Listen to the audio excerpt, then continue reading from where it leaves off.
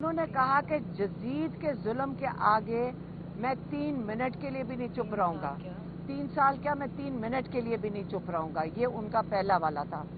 دوسرا، جب آپ کہتے ہیں کہ جو جیسے 26ویں ترمیم آئی ہے اس کو قبول کر لیں، تو اس کا مطلب جو رول آف لا ہے عمران خان وہ بھی قبول کر لیں، جو انہوں نے ہمیشہ سے بات کی ہے، جو ان کی پارٹی بھی ہے تحریک انصاف، اس کا مطلب ہے کہ وہ یہ بھی اپنی چیز چھوڑ دیں.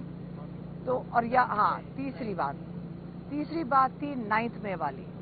9 مئی کا انہوں نے مجھے کہا اس کی معافی مانگ لیں. جب وہ کہتے ہیں کہ معافی مانگ لو، تو انہوں نے کہا وہ لوگ معافی مانگیں جنہوں نے 9 مئی کی سی فوٹیج چوری کی تھی. یہ وہ لوگ جنہوں نے لوگوں کو شہید کیا، خواتین کے اوپر تشدد کیا، جنہوں نے جوان بچوں کے اوپر تشدد کیا، جنہوں نے گھر توڑے، یہ لوگوں کو ابڈکٹ کیا، یہ وہ لوگ ہیں جن کو معافی مانگنی پڑے گی. تو عمران خان کس چیز کی معافی مانگے 9 مئی کی؟ یہ انہوں نے جو 3